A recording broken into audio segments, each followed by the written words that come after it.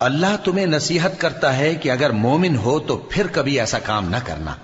اور اللہ تمہارے سمجھانے کے لیے اپنی آیتیں کھول کھول کر بیان فرماتا ہے، اور اللہ جاننے والا ہے، حکمت والا ہے۔ جو لوگ اس بات کو پسند کرتے ہیں کہ مومنوں میں بے حیائی یعنی تہمت بدکاری کی خبر پھیلے،